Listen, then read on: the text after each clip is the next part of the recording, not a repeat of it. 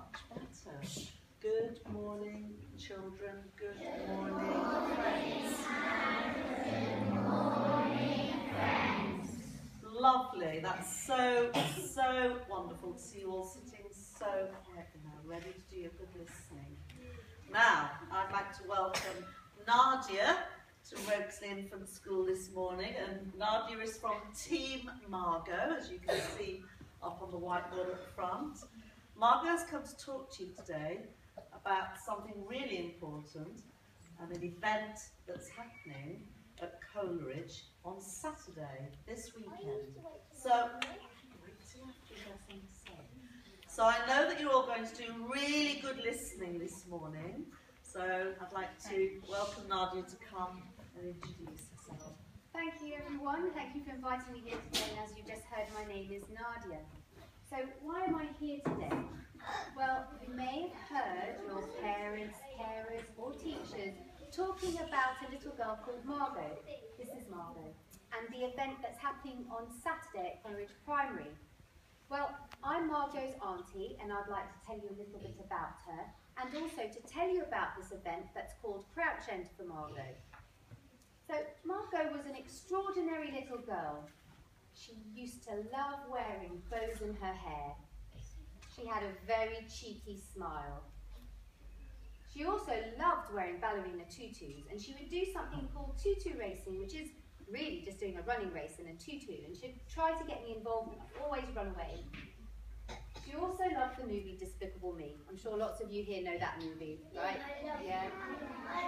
Yeah. Well, she used to sing the happy song with her brothers, Oscar and Rufus. But sadly, Margot was very sick. She had something called leukemia.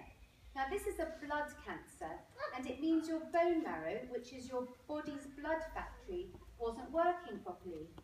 So all her blood was wrong and her body just didn't work the way it should have. Because of this, she had to spend a lot of time in hospital and take really strong medicine. Now none of us like taking medicine, but although she was only 2 years old, she knew that she had to take the medicine, and she knew and understood she had to be in hospital. And as you can see in that picture there, she lost her hair because she took medicine. But she had a great sense of humour. In hospital, she used to ask her dad to blow up the hospital gloves so they looked like hand balloons. And she'd also play peekaboo just to make you laugh. And she would always cycle around on her tricycle around the hospital ward, and all the doctors and nurses would have to jump out of the way. But why is this event happening on Saturday? Well, when Margot was sick, we were told in order to make her better, she would need something called a stem cell transplant. Now, stem cells are really special cells that live in your bones, and you can see there's a big bone there. And inside the bone, there's something called bone marrow, which the stem cells make. Those stem cells can turn into any cell, any blood cell that your body needs to work. So, for example, at the top, you've got something called red blood cells. These give your body oxygen. The stem cells can also turn into white blood cells. Now, these fight infection. So if you've got a cold or a cough, the white blood cells are the ones that fight with those illnesses and make you better. Stem cells can also turn into platelets. If you cut yourself and you start to bleed, the platelets stop you bleeding, so you clot. So the stem cells are really, really important cells. Now, when Margot was sick, we were told because her stem cells were faulty, she needed to find someone who had healthy stem cells that she could replace her faulty stem cells with theirs. It's a bit like if you have a toy which works with a battery. When the battery runs out, you have to replace it with a new battery. Well, it was the same thing with Margot. Her faulty stem cells needed to replace with a healthy one. We learned that it wasn't only Margot that needed healthy stem cells, but lots more people too. And how do you find these healthy stem cells? Well, what you need to do is you go onto something called a stem cell register.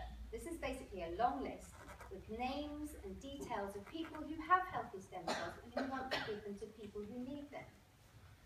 The problem is, not everyone who needs healthy stem cells can find them. And it's not because there isn't someone out there, but it's just because that person hasn't put their name on the list, so we can't find them. It's a bit like when you come into school and there's a school register. Your teachers know where you are because you're on the register. But if you don't come into school and you're not on your school register, they don't know how to contact you. So that's why all Margot's friends and family got together and set up a group called Team Margot. We want to tell everybody just how important, but how simple it is to get your name on that list. Team Margot wishes to save the lives of those people like Margot who never realised or knew that they needed to have a stem cell transplant. We want Margot's experience to help others. Unfortunately, Margot died a couple of months ago, but what we're hoping is that by talking to people like you, we can get lots more people on the list and no one else will have to go through what Margot did. And that is the reason why the event is taking place on Saturday at Coleridge Primary. Crouch End for Margot want to, like Team Margot, get as many people as possible there so that they can put their names on the list. Now, it's not for you guys because you're a little bit young, but it's for people who are 17 years old or older, so your mums and dads and carers and your friends who are all over 17 years old. They come along and they take this big cotton ball bud and they rub it on the inside of their cheek, so it's really simple. But there'll be lots of other things happening on the day. There'll be face painting, activities, and there'll be the voice of Peppa Pig going there. So it's going to be lots of fun, so tell your parents. So thank you very much for listening to me. I'm going to be leaving some Team Margot bands here with your teachers and hopefully they can get them out to you.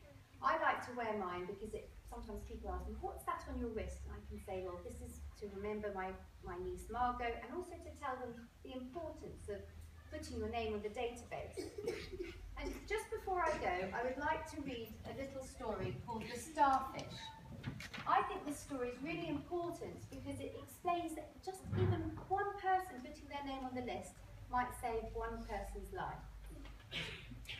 An old man was walking on the beach one morning after a storm. In the distance, he could see someone moving like a dancer. As he came closer, he could see it was a young woman picking up starfish and gently throwing them into the ocean. "Young lady, why are you throwing starfish into the ocean?"